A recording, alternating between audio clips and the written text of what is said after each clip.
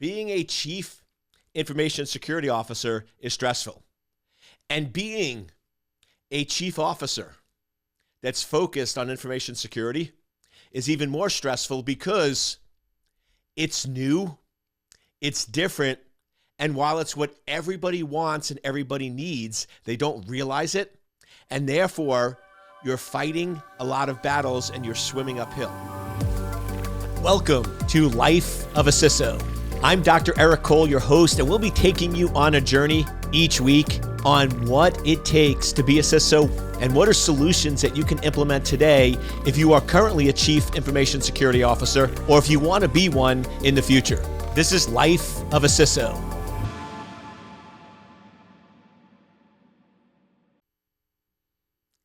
Welcome, welcome, welcome, welcome. You know what time it is. You know what time it is. It's time. It's time for Life of a CISO with yours truly. Dr. E is in the house. So let's just put a couple of facts out on the table. Being a CISO is stressful. Being a Chief Information Security Officer is stressful. And being a chief officer that's focused on information security is even more stressful because it's new, it's different, and while it's what everybody wants and everybody needs, they don't realize it, and therefore you're fighting a lot of battles and you're swimming uphill. And here's the other reality. The other reality is the more you move up, the more you get promoted, it gets lonely at the top. And I know this is a little shocking because we often are stereotyped by society or by ourselves as sort of cybersecurity geeks, technical people, introverts. I know I have a lot of listeners that aren't in cybersecurity, but they can relate because they are a little more quiet, right? They sometimes are accused, right, wrongfully of sort of being a little socially awkward and not always fitting in and things like that. But here's the reality. As security engineers, as security professionals, we are still social beings. We still associate with other folks. We work with other people.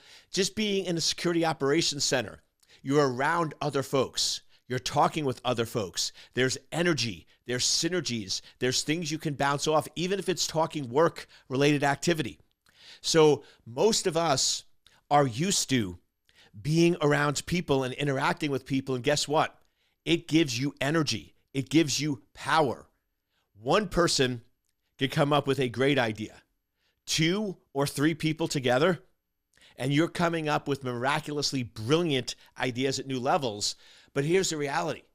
We start talking about being a CISO, and we start talking about moving your office to be with other executives, moving your office away from your safe space, away from the technical people that you know and love and you feel comfortable around.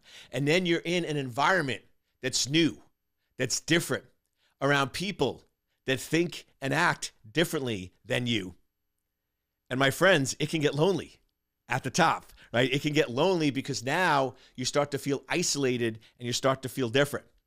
And the reality is, when all this starts happening, our emotions start naturally coming up. We start to get more emotional about things, whether it's fear or excitement or uncertainty or hope, because guess what? Change invokes emotions. And it's simple reason. Emotions are there to protect us and keep us safe. If we just had our brain and we had no emotions, our brain is just logical. Our brain is just sitting there and processing things. So if we just look at a simple example of walking down the street, our brain is like, oh, there's a person, there's a person, there's a car, there's a building. We're all processing the same, 0 emotions.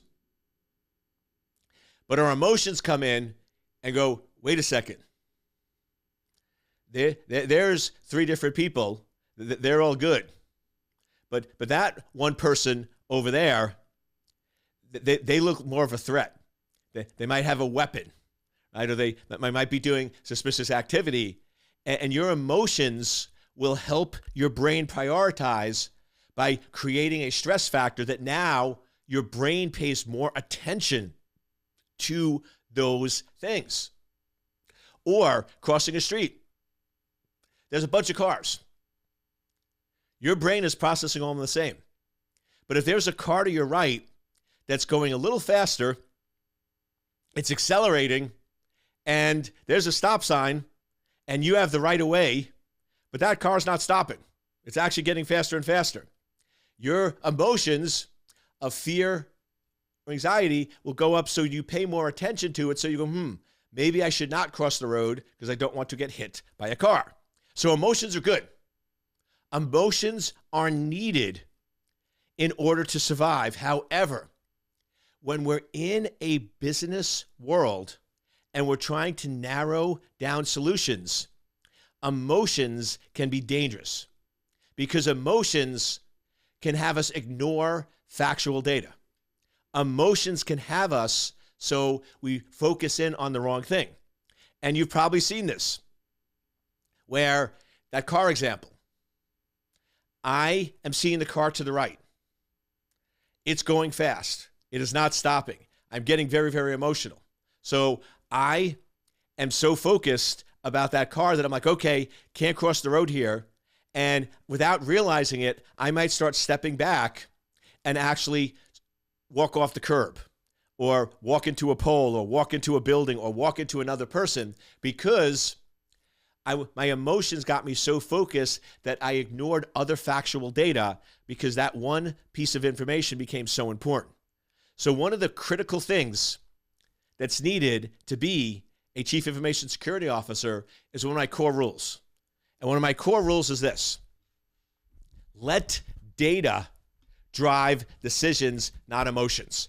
Now, ultimately, at the end of the day, yes, emotions help us. Emotions prioritize. But one of the things I always do, and I just did this yesterday with one of my coaching clients, is I was working with somebody and they're getting ready for a big interview. They're getting ready for a huge promotion to be the head of global security, cybersecurity, the global CISO. They're right now a regional CISO at a very large company, but it's a multi-conglomerate company, and they're looking to be the global CISO. So I'm working with them, and they're nervous, rightfully so, and I sort of go, okay, let's get back to what is some of the factual data around this. Let's go back and look at the data. Let's look at the data and see how your team actually did, how you're actually performing. What is the data actually showing us? And when we went back and did that, it provided a lot of clarity. It provided a lot of insight and a lot of useful information.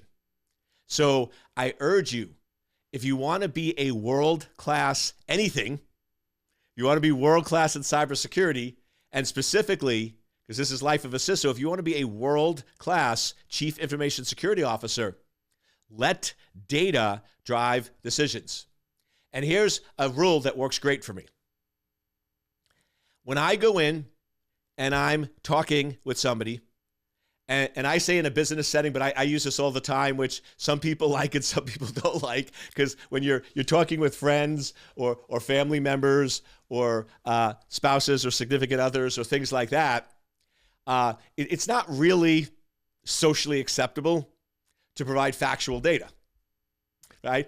You're sitting there, and just imagine with your life partner, you're sitting there having this deep conversation, and they're like, yeah, we should do this, and we shouldn't do that, and blah, blah, blah.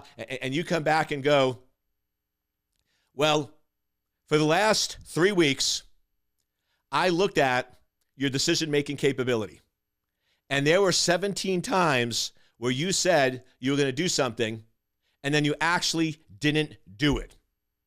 So you have 17 out of 17 times in which you're saying you're going to do something and you didn't do it, which means you telling me you're going to do it now, there is a very low statistical probability that you're actually going to follow through.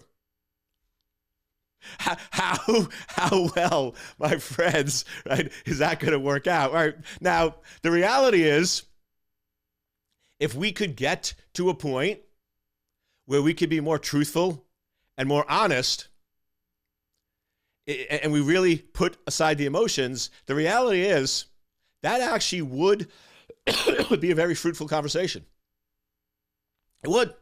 It'd be a very helpful conversation, because it would then let you and that other person focus very quickly and very fast on the facts, which is, whether we like it or not, whether it feels good or not, that person tends to say things that they don't intend to do. And if we focus on that root cause, we can then start to fix it. So there's an underlying piece here. Letting data drive decisions also has two added benefits. One, data is truth.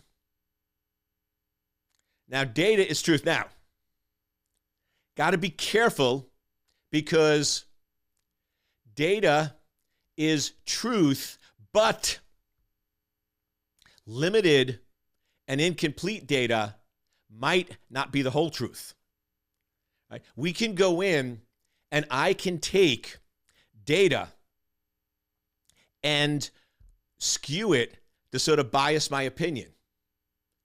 So if I go in and I say 1 out of 10 people are going to suffer a cyber attack. So does that mean every single possible person? Does that mean a baby that was just born is actually going to have a cyber attack over the next 6 months? Or what about somebody living in a third world country where there is no connectivity, there is no internet, there are no cell phones, and yes, there's still some people in the world that are not connected. Small number, but there is. So the reality is, yeah, that's data, but I'm quoting it incorrectly. But now if I came back and I said, Americans who are between the age of 20 and 50 are going to suffer a cyber attack. Now, that's probably, it's still data, but it's probably more truthful and factual around it. So it's important that when we're quoting data and information and statistics, that we're giving the complete picture. We're giving the complete data. And if you want to see great examples of this, I love playing sports. I love being very active. Right? I love lifting weights and exercising. I think that's a key thing for mental health. I have a shirt my kids gave me, which I think is so true. It says, "The gym is my psych ward." Right? The gym is my mental health space. I will tell you, not only can I tell when I don't go to the gym, but my coworkers can. My executive assistant, she will, and she just did this to me the other day. She's like, "Eric, when was the last time you actually exercised?" Because I used to be very big into exercise. I was one of those, if the day ends in Y, you exercise, right? 7 days a week, no breaks. And you get to certain points in your life where you sort of get into pits. I don't like using traditional words because they have so many negative connotations around them. But you can say depression. You can say down, right? You can say midlife crisis, right? Like I said, I don't like those labels. I like to be more factual, which is I'm just a little down today. It's a little different. So crazy thing, but I've actually, and I hate to admit it, but I'm always going to tell you the truth, I actually haven't been to the gym in 2 days, which is very unusual for me. But it's good to sometimes stop what you're doing. Why? Because it verifies and validates whether it was working. Because the reality is this. I could say the gym is my psych ward. I could go in and say that the gym is my mental health. But the reality is, maybe there's other factors. Maybe in going to the gym, I also started drinking more water. I started doing grounding exercises. I started doing breath work, started doing meditation, started doing other things like that. And the reality is, the gym really wasn't contributing to that, but it was taking up a lot of time. It was taking up the reason I've been to the gym is because I've been so busy revamping work and doing a lot of things that the gym does take 2 hours a day. And I wasn't prioritizing or focusing correctly. But here's the reality is, what if I actually was overtraining? What if I actually was exercising wrong? And what if the gym was negative? But I falsely believed, because it was emotional, right, not data-driven, that the gym was my mental health thing. So I was actually doing something detrimental. So I actually think it's good for you to periodically test and stop things in your life to see, are they really working? And the good news is, at least for me, because I love going to the gym, is it was. As I was saying, my EA yesterday called me out. She goes, Eric, you're really stressed. She goes, I haven't seen you like this in a while. You're sort of a little off the game. And she calls me out, and you need people around you that are honest and open. She's like, you're a little off your game, a little different. What's going on? She goes, did you make any changes to your routine? And I'm like, actually, I haven't been to the gym in a few days. And she's like, maybe you should try that. Maybe you should put that back in to your routine. And I did. And guess what? I'm feeling a lot better. So it is good to go in and verify and validate that information. So back to my point, letting data drive decisions gets you to the truth, because data is true. Now, you need to make sure it's always caveated correctly, where you're putting the right parameters around it. But truth, as they say, will set you free, right? Truth will get you to a point of agreement really quickly. Because here's the reality. If you want to get an agreement, what we call, I don't like winning a conversation, right? People always go in and talk about, I won that conversation. I don't like that term, because here's why. Am I really in competition with you? Am I really in competition with the CEO? So if you go in and you have a meeting with another vice president, and you have a meeting with the executive, and you come out and you're like, I won. I got my way, right? They didn't want to do it. I wanted to do it. I got my way. I won. But think about that from a CISO, from a chief officer. If you're a chief officer in a company, you want to build synergies. You want to build synergies and work with folks. If you're going into meetings and there's disagreement and you're winning, that means they're losing. And people don't like to lose. So now they have resentment. They have anger. They have frustration. They're mad at you. And is that really a good thing moving forward? Because guess what? Now, instead of that person thinking about, hey, I want to work more with them, they're like, that person is my adversary. That person, when I get involved in situations with them, hurts me, doesn't help me. And they're either going to be out to get you or not want to be involved with you.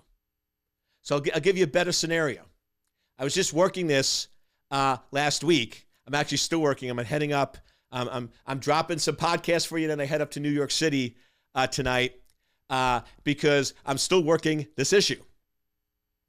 I sort of joke, one of my roles as a advisor, as a CISO, a virtual CISO, whatever you want to call it, is I sort of joke, I'm sort of a marriage counselor. I'm a relationship counselor, right? Where I help people with relationships. So there was a scenario where there was a company, very, very profitable, lean operating procedures.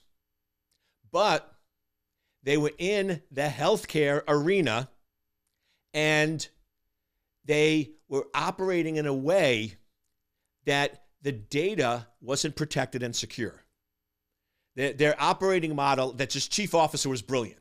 This chief operating officer was brought in 3 years ago into the company, and they took the company without changing expenses from 200 million to almost $1 billion, 900 million, without changing expenses or staffing, just by optimizing procedures. But what they did was they made it much easier and quicker for everyone to get access to people's information, to healthcare information.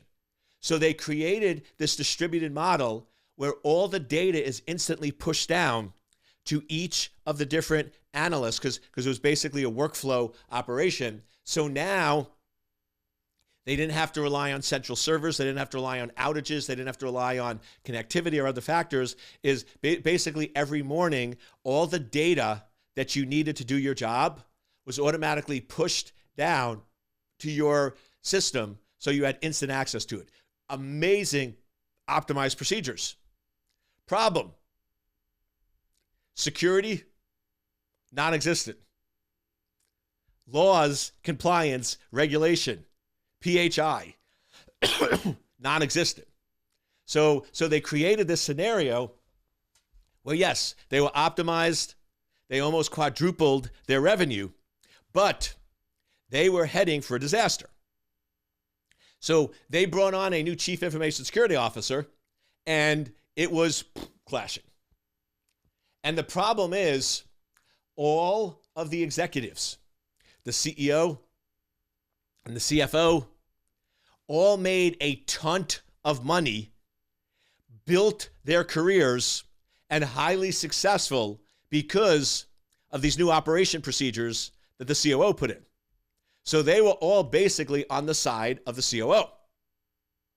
So now this CISO comes in and it's battle time. And their approach, like many CISOs, is not letting data drive decision, but letting emotions. And that they just came in and, very emotional, ignored the data, and all they kept doing was, we're not secure, we're vulnerable, we're compromised, information can blah, blah, blah, blah. But here's the reality. The reality is, you as a CISO care about that. You absolutely care that data is vulnerable. You absolutely care that you could be compromised. You absolutely care that you could be exposed. But the reality is, from a CEO and COO standpoint, you haven't. You've shown no proof of compromise. So yes, in their minds, they're like, yeah, great, Eric, or whoever the CISO was, great. Yes, this could happen. You could get compromised. You could get attacked. We are an accident waiting to happen. We are exposed. But guess what? Aliens could attack. We could get a snowstorm. We could have an outage. We could have a backhoe take out the electricity to the building. Those are all things that could happen. But they haven't happened. And in their mind, your job as security is to minimize and reduce that. So this took me a long time, and this was a big lesson. And hopefully you're getting a lot of nuggets out of this podcast. But here's a huge lesson for CISOs. Executives believe that you should be managing risk, and therefore talking about what could happen from an emotional standpoint does not resonate with them. Now, going in and putting some data around it could help. That's why if you've taken any of my training, but I'll give you a freebie here, my Executive Briefing 101. If you're briefing your executives, they only want to know about 4 things. What could happen, likelihood of occurring, cost if it occurs, and cost if it happens. So now if you're going in, and we did this with the CISO, is instead of going and saying bad things could happen, we went and said, okay, based on where you're at right now, how big you're growing, when you're below $1 billion, the regulators tend not to focus on PHI as much. PHI violations happen, but they're a lot less. But when you get over $1 billion, people start noticing. So we went in and said, okay, your projection right now is in 7 months, you're going to be over $1 billion. That puts us in a new category, new reporting, new focus, new alerts. Do you realize once we're $1 billion company, the probability of having an audit of our PHI data is going to be 70%. Factual data, let data drive decisions. I pulled this from other sources. And right now today, if we get audited, 100% chance we are in violation. And if you're looking at the data, the current fines that we will pay is going to be about $3 million. So now, present that to the CEO and the executive. Now we're coming in and notice a different conversation.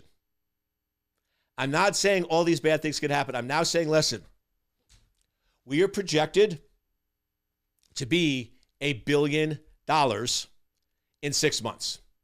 Do you agree with me? And I say yes. Now, notice another trick. When you're focused on data, it's easier to get agreement than if you don't. If they went in that same meeting and they said, do you agree that it's a guarantee we're going to have a cyber attack in 6 months? They say, no, we don't agree. Do you agree that we're going to get fined $3 million for not being compliant? No. And that's the issue. When you're emotional without data or factual information, nobody agrees with you. So now, notice what we're doing here. And I'm sort of dissecting it down play by play because there's subtleties in what I'm teaching you that I want to make you pick up on the details, because details matter. I just want you to mimic a detail. So notice the first thing is I focused on one specific issue. We focused on PHI data compliance. We then went in with data. And I started off with data from them. You told me, Mr. and Mrs. CEO and COO and CFO, you told me that in 6 months, we're projected to be $1 billion company. Do you still agree with that statement? Yes, great.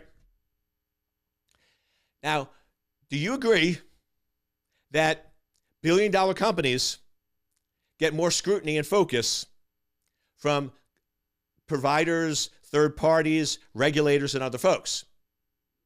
And if they say yes, great. If they say no, you pull out of your pocket a report.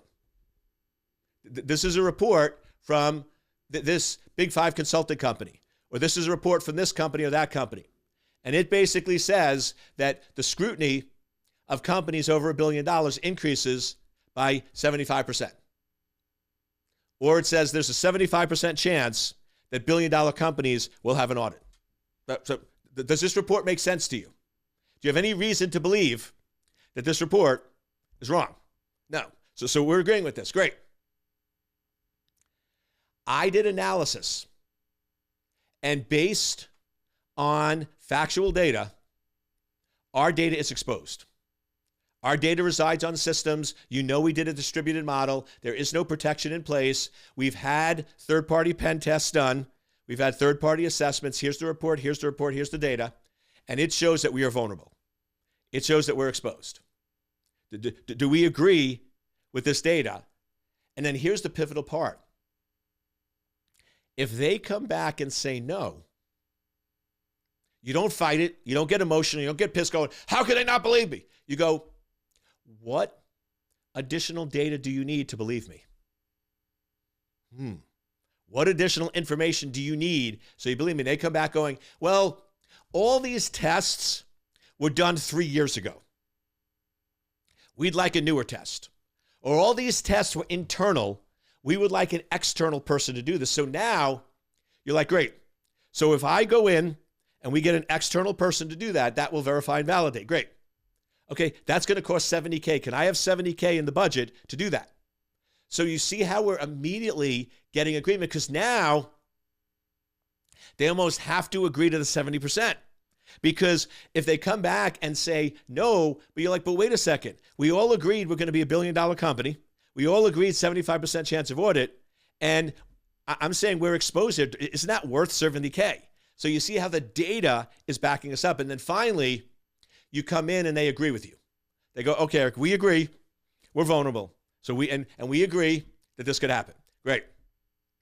Based on the data we have, the exposure and the other factors, looking at other companies here, and here, it's going to cost $3 million. Do we agree with that? Great. Then, moment of truth. Not fighting, not winning. We're all on the same side. I ask a simple question. We agree there's a 75% chance in 6 months we will have an audit and be fined $3 million. We could spend $800K on reducing that. I could spend the next 6 months and $800K on putting measures in place that actually protect and secure that. Or we can wait. So do you want to take a 75% chance of writing a $3 million check in a year, or do you want to spend $800K now to fix it? And they have to pick one of those two solutions. And guess what? Whatever they pick, you win, they win. Because our job as security is not to necessarily get $800K. Our job is to make sure they know the truth and we're aligned. If everyone in your organization agrees there's a 75% chance that you're going to get audited and be fined $3 million, and they agree and understand and they're willing to accept that risk, then you as a chief officer focused on information security should also be comfortable with that, because we do have to accept risk in doing our jobs. So just lesson learned. There's a lot in here. But the big lesson learned is when you let data drive decisions and not emotions, you get to a point where everybody wins and your job as a CISO becomes a lot less stressful.